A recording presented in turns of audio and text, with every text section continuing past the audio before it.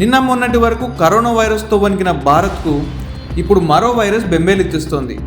తాజాగా చైనాలో పుట్టిన కొత్త వైరస్ భారత్లోకి ఎంట్రీ ఇచ్చింది. అంతా భయపడుతున్నట్లుగానే హెచ్ఎంపీవి తొలి కేసు నమోదైంది. కర్ణాటక రాష్ట్రం బెంగళూరులో 8 నెలల చిన్నారికి వైరస్ సోకినట్లు వైద్యాధికారులు గుర్తించారు. తాజాగా మరో కేసు కూడా నమోదైనట్టు తెలుస్తోంది. దీంతో కేసుల సంఖ్య 2కు పెరిగింది. అటు కర్ణాటక ప్రభుత్వం కూడా ఈ వార్తను అధికారికంగా గుర్తించి కేంద్రానికి సమాచారం అందించింది. చైనాలో మరణాల సంఖ్య పెరగడానికి కారణమైన వైరస్ ఇప్పుడు భారత్లోకి ప్రవేశించింది. దీంతో జనం తీవ్ర భయాందోళనకు గురవుతున్నారు. ఈ వైరస్ మరో కోవిడ్లా మారుతుందని టెన్షన్ పడుతున్నారు. అయితే భారత్లో తాజాగా నమోదైనదే తొలి వైరస్ కేసు.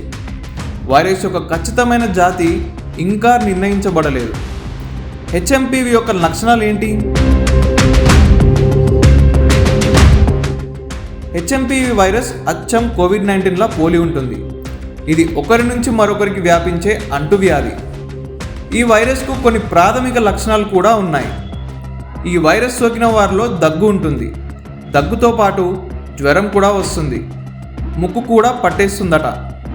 దీంతో పాటు ఈ వైరస్ సోకిన వారిలో శ్వాస తీసుకోవడంలో ఇబ్బంది కూడా కలుగుతుందట. తీవ్రమైన సందర్భాల్లో ఇది బ్రోన్కైటిస్, న్యూమోనియాకు దారితీస్తుంది. అందుకే ఈ లక్షణాల్లో ఏ ఒక్కటి కనిపించినా కూడా వెంటనే డాక్టర్ను సంప్రదించాలని వైద్యులు సూచిస్తున్నారు. అసలు హెచ్ఎంపీవి వైరస్ ఎలా వ్యాపిస్తుంది?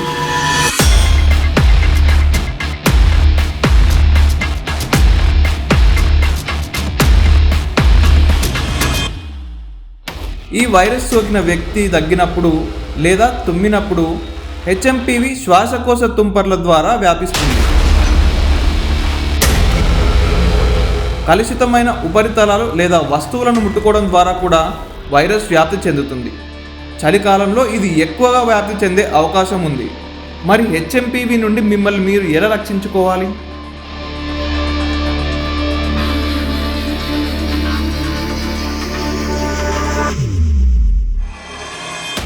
సిసిడిసి నివేదిక ప్రకారం బీజింగ్ యువాన్ హాస్పిటల్లోని respiratory infectious diseases department chief physiologist Tang Jan తెలిపిన వివరాల ప్రకారం ఈ వైరస్ శ్వాసకోశ వ్యవస్థ, హ్యాండ్షేక్ల వంటి ప్రత్యక్ష పరిచయం ద్వారా వ్యాపిస్తుందని పేర్కొన్నారు.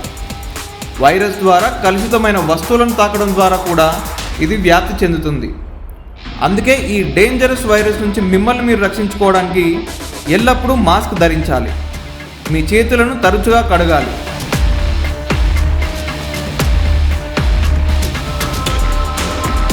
మీ రోగ నిరోధక శక్తిని పెంచుకోవాలి.